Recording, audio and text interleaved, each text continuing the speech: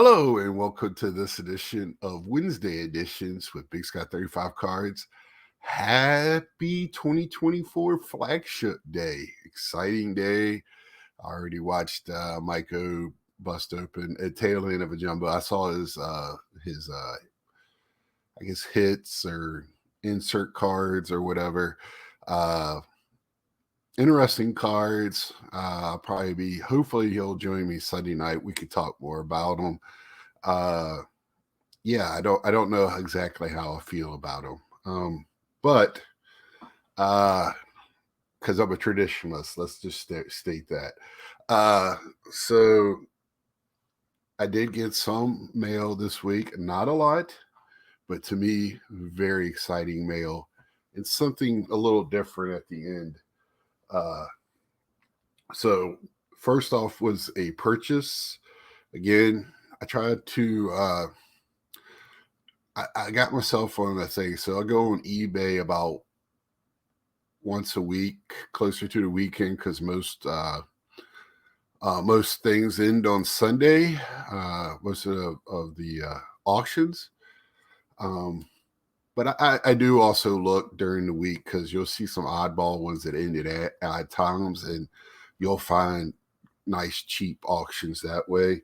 Um, but I try to find something on there, try to stay under $50 and get something really nice. And this is what I got this time. This is the David Wright Tier 1. I got this $43 shipped. When I do things like this, I'll try to remember how much I paid for it. Beautiful three color patch there, jersey out of 99, Tier 1. I think this is like a 2014, 2013 um, David Wright. It's a sticker auto.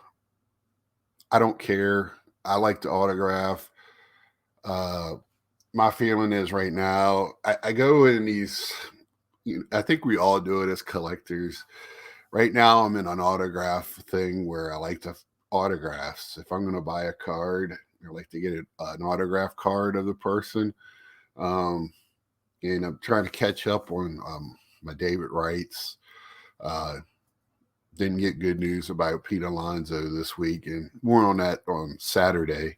But yeah, got this David Wright. Very happy off of eBay for $43 shipped very well. So I was happy with that. Let's see. Next is going to be from Mike purchasing. He does his sales. I work second shift, so a lot of times I'll bop it in and out. And he hit this Dallas Cowboys section. And I knew I didn't have these. So that's Charles Haley. I don't have much Charles Haley. I don't have much Novacek either. Some greats for Cowboys. And then one of my favorite players of all time for Dallas, Jay Johnstone.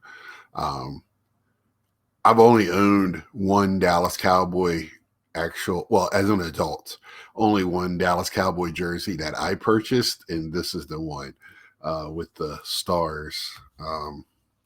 So, yeah, really like him. Love that type of card. Got this David Wright Finest, which I don't know if I had this one or not. I just him playing third. This is kind of a classic pose where he would run in barehanded, tongue out, throwing it across the diamond. Uh, I don't have a spreadsheet for him. I need to create one. This Frank Thomas victory, and then when you're watching Mike, you kind of gotta be quick on the draw. You don't have time to go check your spreadsheet. Uh, Unless I go like on his sales page on and I tell you go visit that on eBay, Mike O shop. Great stuff. He has so much to choose from on there. Frank Thomas, and he puts it all together for shipping. And I knew I didn't have this one either. Frank Thomas Fan Fest from Pinnacle. All-Star game. I just loved how, the background just Pinnacle made some really good cards. I just remember, you know, they came in those, like almost uh, like foil packages, and you know, they, I don't know when they came out. Like I said before, I'm a traditionalist, so tops was always my deal.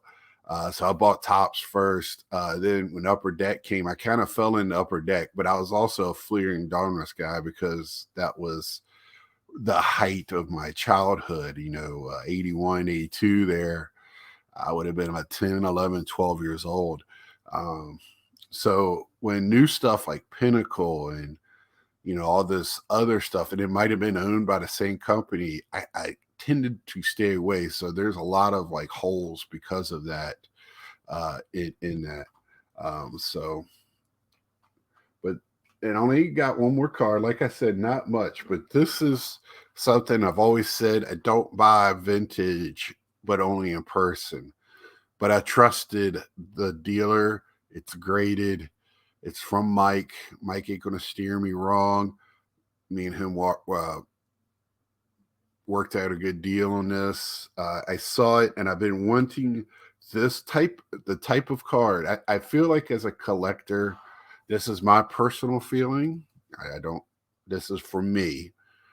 I feel like there are certain cards out of sets through the history of baseball cards, right? That one, I would like to have a representation of that set or type of card in my collection to feel like my collection is complete. I'm not a set collector, but the card has to fit my collection, right? I'm not just going to buy one for the sake of buying one. I did that on one. It kind of worked out on a T206, but I'm always looking for one to fit my collection better. Do have a Joe Tinker one. I just feel like that those type of things. And this right here, he showed this, and it just kind of spoke to me. I've been loving these Redmans since I've seen them. It's a 2 BVG holder. I'm not. If y'all know me, I have holders from all kinds of companies. Would this be one I chose? No, I would rather have it in probably SGC, and something down the road I might send in to get reholdered. I have to check on the pricing on that. And it's a too good. Um, and I'll tell you, like and you gotta like look how I'm holding it, right? This is so when you lay it, I don't know if you can see it. There is a crease that goes right through the middle. Um, but I have to hold it just right in the light. I can see it now. I don't know if you can see it on there, but there is a crease that goes through the middle, and there's one that goes. I don't care about creases off the face, but it's so hard to see in the color on this, and then the back. I mean, this is part of the love of this type of card. I really wanted this tab still attached. Uh, the back is just beautiful. The corners are not terrible. Um, I'm a more of a centering guy, and I don't really like creases across the face. But like I said, when I have this arm's length, you can't see it. Uh, and this was in my range. 2 BVG. I have to look for things like that for vintage to fit my collection because I just don't feel comfortable paying a lot of money for cards just to have a representation. And it's Yogi, and Yogi's on my list of like catchers. Uh, so when I decided to go with Roy Campanella as my next guy to start collecting vintage, I had him, Yogi, and uh, as the two guys I was kind of thinking about. Um, and always talk about I can't buy a Yankee, but this type of Yankee is Yogi. Yogi's a classic, one of the greatest catchers ever. Um, and I was kind of looking at my Johnny Bench collection. I have a more holes than I realized in that as well. And I'm trying to pick those up already PSA graded, which can be pricey because I do want to get those a little bit better grades. But it is what it is. And you'll be surprised how tough it might be to find PSA graded Johnny Bench cards for whatever reason. Because it's in that late 70s, 80s, a lot of them, and I just don't think a lot of people get those graded. Let me get that out of the light there so you can see it. So Larry Yogi Berra, just so excited to have this in my collection. Um, I got to find a spot for it. This will not be boxed. I was looking before I got it, where when I bag it and then I'm put I have uh, pedestals that stick on the bag, and I'll present it somewhere in my collection. And I will be doing one Saturday. I'll be doing a room tour. It's about time for one. Uh, just showing my sports stuff on this channel. Uh, so that'll be exciting to do an update for that, and talk through how I do things, and my hallway of fame or whatever I call it. But man, I got this yesterday in the mail, and I on my way to work. So I stopped by my PO box on my way to work, grabbed something to eat, and it stayed in a package the whole time I was at work. I'm glad I was busy, but I was thinking about this card the whole time being in my car. I couldn't wait to get home, open it, and I haven't been able to stop looking at it. I mean, it's been awesome. I'm not an anti-vintage guy. I don't never want to come off as that. But for me, they have to be purposeful, have to fit my collection. And there's got to be a reason. Just to have a vintage card, you're not going to see me go out and buy Ted Williams or Lou Gehrig or Mickey Mantle or Babe Ruth. They just don't fit my collection. I like catchers. Uh, I like cards that, like Duke Snyder is also on my list because that's my dad's favorite player.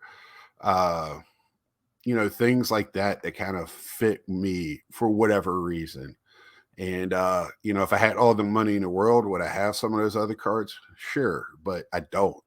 So I have to be selective, and I have to really want those cards in my collection. And want and need are it's two different words, and I like to emphasize that in our hobby. Uh, but yeah, I saw this, and I had to scroll back because I was at work. I saw him show it, and I couldn't hear, the volume wasn't up. Oh, I take that back. I was actually at home sick while on this sale. I forgot. And I had the volume down, laying down. I was not well, and had to go backwards to hear what he was saying, and then I contacted him afterwards because he said to contact him if you were interested. And then he forgot what what he said. I could have said anything, but yeah, we worked out a good deal on this, and I appreciate it, Mike. Thank you very much. It was far from free, but I take this deal any day of the week, and I'm so happy to have it in my collection. Um, if you see the picture back here, that Yogi's in there with Gary Carter. So, it's just it's awesome to have. So very happy, very happy. So until next time, like, share, tell a friend, and I'll see you on the next one. See ya.